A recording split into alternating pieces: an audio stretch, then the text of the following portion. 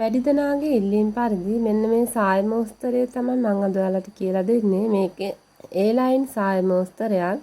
ඉදිරිපස ප්ලීට් එකක් තියෙනවා. ඒ ප්ලීට් එකේ බොත්තම් 3ක් අල්ලලා තියෙනවා. අපි බලමු මේක කොහොමද නිර්මාණය කරගන්නේ කියලා.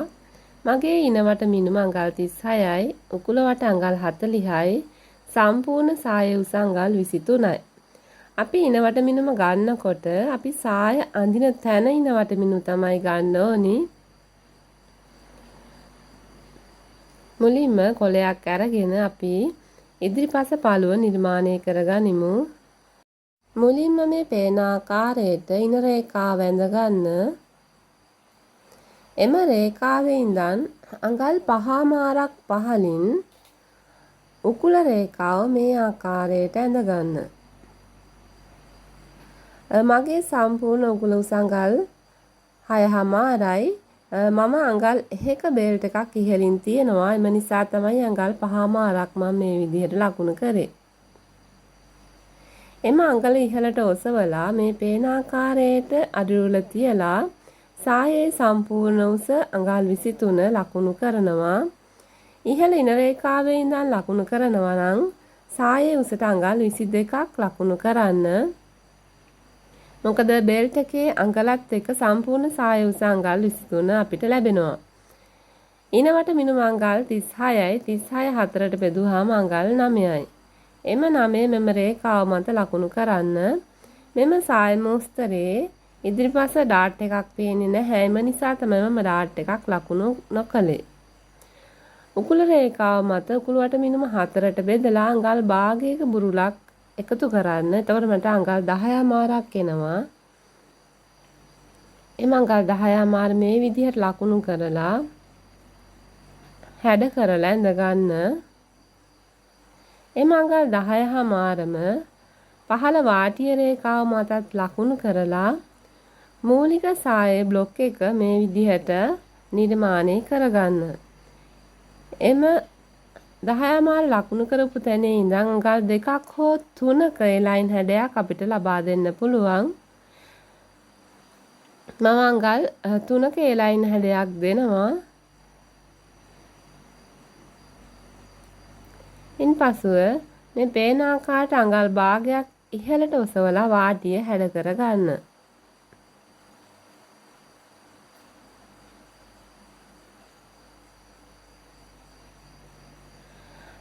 ආගේ බඩ ටිකක් වැඩිපුර තියෙනවා නම් මේ පේන ආකාරයට අඟලක් පහත් කරන්න පුළුවන්.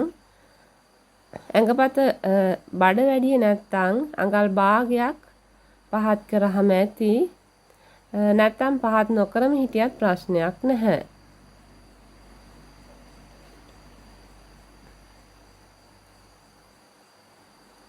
මේ තමයි ඉදිරිපස බ්ලොක් කොටස.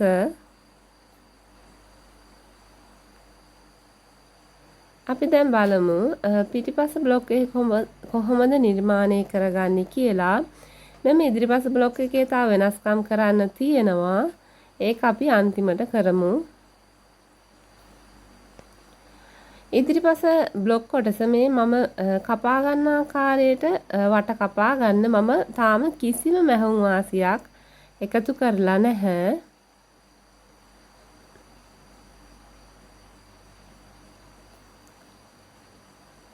මම මෙතෙන්දි කෙලින් රේඛාවෙන් තමයි කැපුවේ. අවශ්‍ය වෙනස්කම් සිද්ධ කරාට පසුව මම පහත් කරපු අඟල කපලා ඉවත් කරනවා.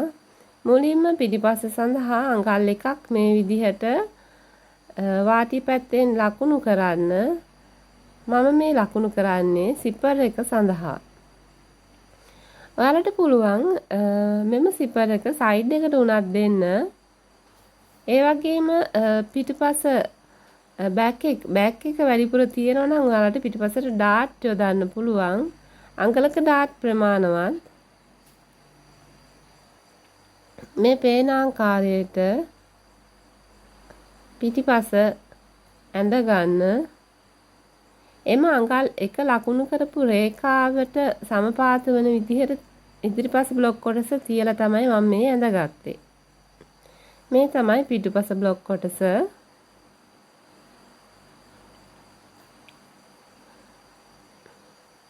අපි දැන් මේකත් වටේ කපා ගනිමු.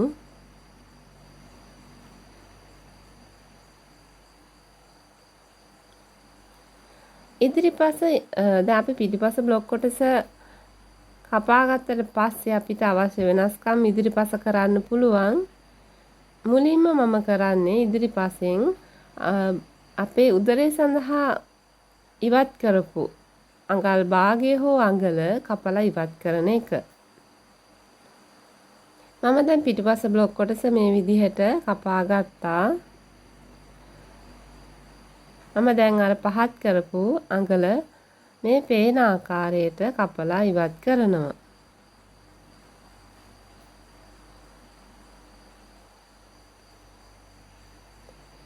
මේ තමයි ඉදිරිපස සහ පිටුපස මූලික බ්ලොක් කොටස්. දැන් මම ඉදිරිපස තියෙන ප්ලීට් එකක්. ප්ලීට් එක කොහොමද හදාගන්නේ කියලා තමයි ඔයාලට කියා දෙන්න හදන්නේ. ඊට කලින් මම ඔයාලට වේස්ට් බෑන්ඩ් එක කොහොමද නිර්මාණය කරගන්නේ කියලා කියනවා. මගේ ඉනවට මිනුම අඟල් 36යි. 36 දෙකට බෙදුවම අඟල් 18යි. එම අඟල් 18ට වැඩිපුරම අඟලක් එකතු කරනවා බෙල්ට් එකේ දිග සඳහා. ඉනට වැඩිය පොඩි ප්‍රමාණයක් දිගට දියෙන්න ඕනි බෙල්ට් එකට අපි හාක් එකක් භාවිතා කරන නිසා. අඟල් 18 මේ ආකාරයට ලකුණු කරන්න. ඒ වගේම අඟලත් එතකොට සම්පූර්ණ දිග වෙනවා අඟල් 19ක්. ඉහළින් සහ පහළින් නැම්මට තියලා තමයි අපි මේ බෙල් කොටස රෙද්ද මත තියලා කපනකොට කපා ගන්නෙ. බෙල්ට් එකේ සම්පූර්ණ පළල අඟල් 1යි. දිග අඟල් 19යි. මම මෙම කිසිම බ්ලොක් කොටසකට මැහුම් වාසි තියන්නේ නැතුව තමයි කපා ගන්නෙ. දැන් මම බෙල්ට් කොටස මේ විදිහට කපා ගන්නවා. මතක ඇතුව රෙද්ද මත තියලා බෙල්ට් කොටස කපනකොට නැම්මවල් දෙකකට තියන්න ඕනි මේ බෙල්ට් කොටස ඉහළින් සහ සයිඩ් එකෙන්. බෙල්ට් කොටස මේ විදිහට තමයි එතකොට අපිට එන්නේ.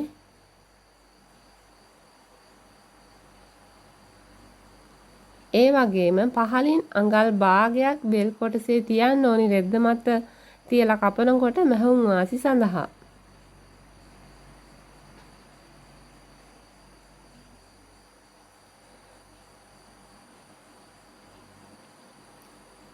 දැන් මම ප්ලීට් කොටස හදාගන්න තමයි යන්නේ.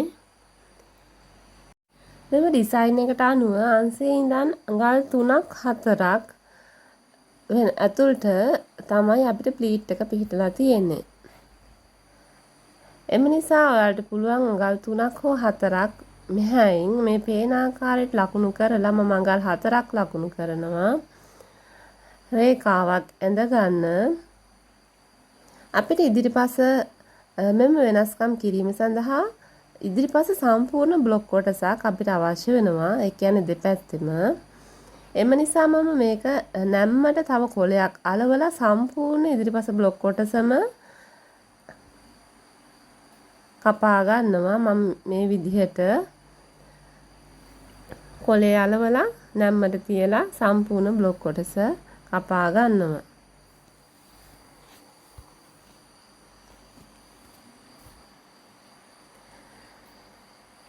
මෙම නිර්මාණයේ පිටිපස ඩාට් දානවා නම් තවත් ලස්සනයි.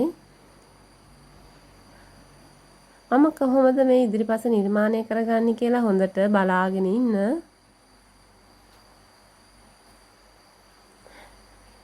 දැන් මම මේ පේන ආකාරයට වටේම කපාගෙන යනවා.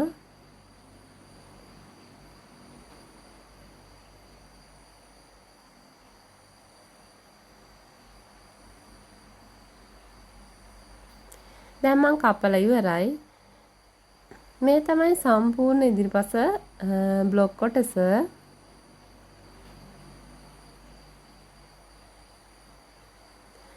මම කලින් ඇඳ රතු පාට රේඛාව තියෙන තැනට තමයි ප්ලීට් එක එන්නේ. දැන් බලමු අපි කොහොමද ප්ලීට් එක නිර්මාණය කරගන්නේ කියලා. මම මේ රතු පාට රේඛාව දිගේ කපලා ඉදිරිපස සාය කොටස් දෙකකට වෙන් කර ගන්නවා. හොඳට බලාගෙන ඉන්න මම කොහොමද මම ප්ලීට් එක නිර්මාණය කරගන්නේ කියලා. ඉන්පසුව කොලයක් තියලා මේ පේන ආකාරයට එක පැත්තක් අලව ගන්නවා. මට අවශ්‍ය වෙන්නේ අඟලක ප්ලීට් එකක්. එම නිසා මම මෙම කොලේ අඟල් දෙකක් ලකුණු කරනවා. නැමුණාම අඟලක් එන්න මට අඟල් දෙකක් අවශ්‍ය වෙනවා. එම අඟල් දෙක මේ විදිහට ලකුණු කරලා රේඛාවක් ඇඳ ගන්න. එම රේඛාවට සමපාත වෙන ආකාරයට ඉතිරි බ්ලොක් කොටස තියලා අලව ගන්න ඕනි. මම කරන ආකාරයටම ඔයාලා කරන්න.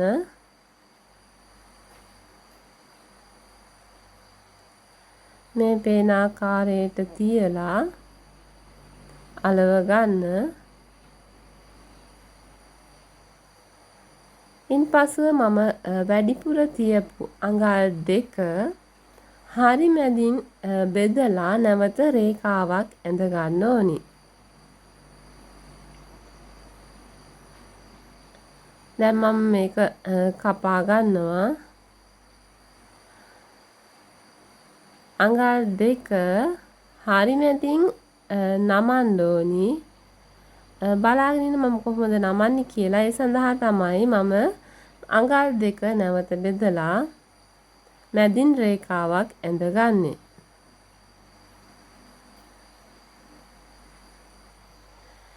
මෙම සියලුම වෙනස්කම් සිද්ධ කරාට පස්සේ මෙම බ්ලොක් කොටස් රෙද්ද මත තියලා වටේටම අඟල් භාගයක මෙහුම් වාසි තියාගෙන කපා ගන්න ඕනි.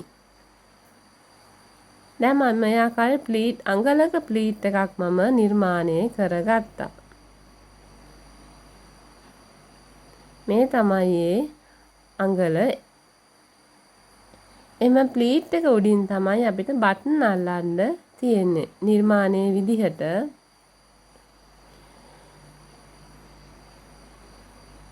ඔයාලට මෙම නිර්මාණය සම්බන්ධයෙන් ප්‍රශ්න ගැටලු තියෙනවා නම් අදහස් සහ යෝජනා තියෙනවා නම් මට කමෙන්ට් එකක් දාන්න.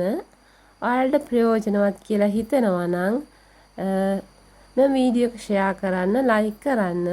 ඒ වගේම මගේ channel එක subscribe කරන්න. මේ වගේම වටිනා වීඩියෝ එකකින් නැවත අපි හමු වෙමු. එතකන් ඔයාලට සුබ දවසක්. bye.